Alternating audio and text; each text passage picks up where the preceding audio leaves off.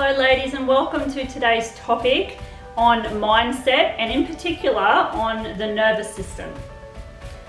My name's Nicole and I am a gut and mindset consultant, health coach, and I am passionate for all things holistic and functional, getting to the root cause of your situation, your mindset blocks, your tiredness, fatigue, stress, sleep issues, and really figuring out what is your missing puzzle piece.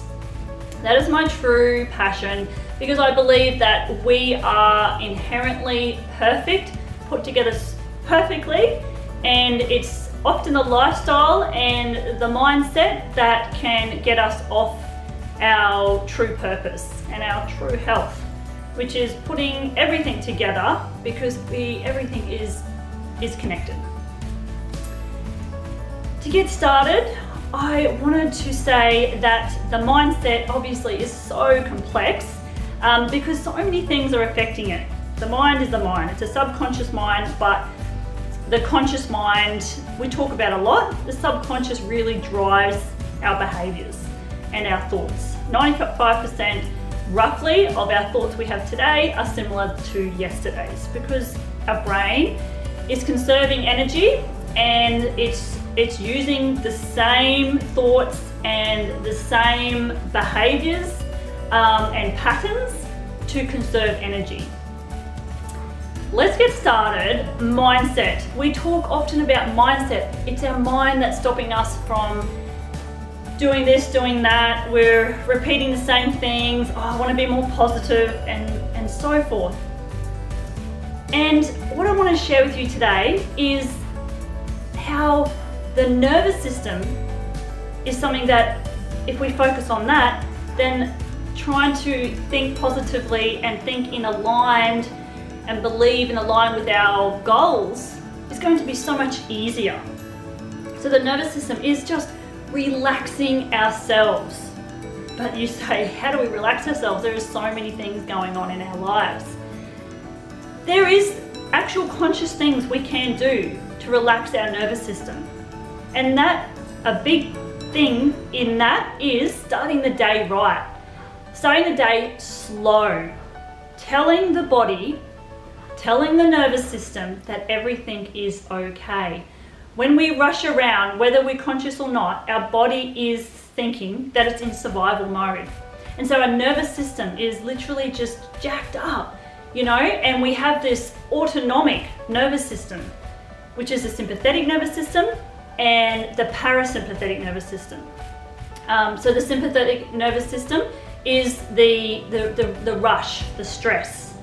Okay, it's the fight or flight mode, and the parasympathetic nervous system side of our automatic nervous system, which is all the things we do automatically, we don't have to think about it, is the parasympathetic nervous system branch is our rest and digest.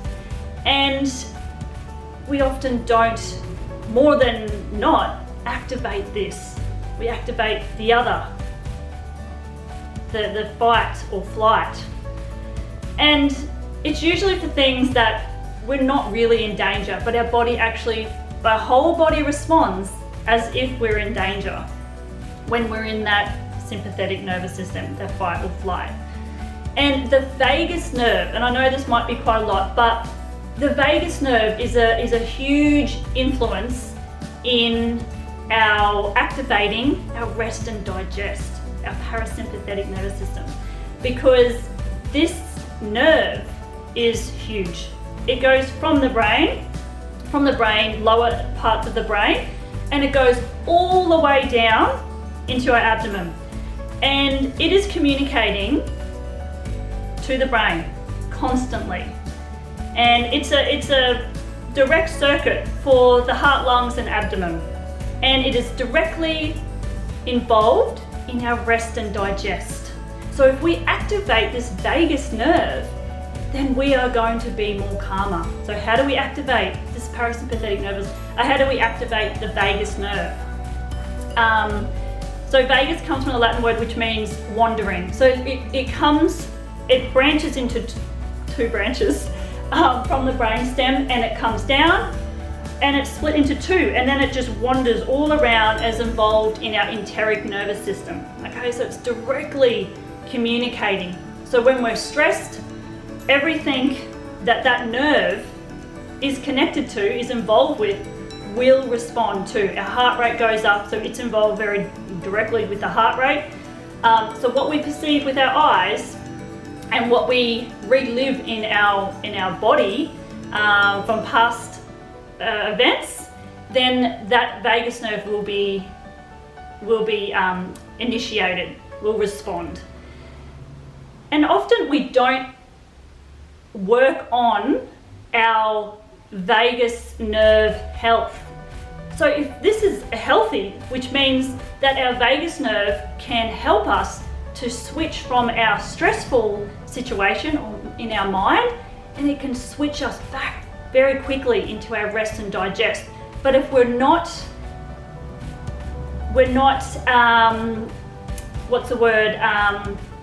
focused on training our vagus nerve to switch back, then it won't be used to it. So it won't be able to switch back to rest and digest. And some things to help the vagal tone, which is for it to be able to go back and forth, right, to be able to switch, back to our rest and digest, is meditation, is yoga, is deep breathing from the diaphragm, is hot and cold showers. So not hot, but warm, cold showers. It actually stimulates the vagus nerve to go, oh yeah, it's uncomfortable, but everything's okay.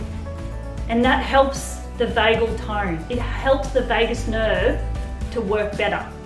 Yoga, we can be in some situations in a yoga pose that is uncomfortable, but we're breathing through it. That is training the vagus nerve to go, no, everything's okay. Let's go back to rest and digest, even though this is a bit of a stretch. This is pushing our bodies and so forth. Singing can actually activate it, okay? Activates the nerve, because the vagus nerve obviously comes all the way down through the neck from the brain and all the way down. These are things to incorporate into your day, but incorporate with a knowing and a belief that, and an understanding that the vagus nerve will help your rest and digest, your parasympathetic nervous system, which often us women, we're tired, but we're wired in our Western society. We're not often in actual danger, but our body will respond like our primal days, that we're actually running away from an actual physical danger. But it might be something like we've got deadlines, we've got financial problems, we're arguing with our partner, we've got to we're late for picking up the children. But our body actually still responds like it's in physical danger of possible death. So, that is something that is wired in us, but we have a choice, and that we can train our bodies. And we really have to, because otherwise it will get away from us and it will become automatic. But it is beautiful, and you will see the changes when you start putting those strategies and those activities and those beautiful habits, especially starting the morning right. Your whole body will respond, your whole body, and your mindset will improve. And we sometimes put the cart in front of the horse and think, well, I've just got to think positive, when we're really just very tight and we're worried about something else and we're already lacking sleep. So the nervous system is something beautiful to focus on, and to tell ourselves that we are worth putting the work in and calming ourselves down, and then going, okay, now it's so much easier to have a better mindset, knowing that you are so important to prioritize and put those things in place. Everyone will benefit, not just you and your body, but everyone around you will benefit from you, from being the truer, purpose-driven person. You are designed to work perfectly, designed to be able to switch from fight or flight, rest and digest. When we're doing cardio, that's fight or flight. Okay, we're running, the body thinks it's, it sort of has to get the heart rate elevated and it has to have the muscles contracted.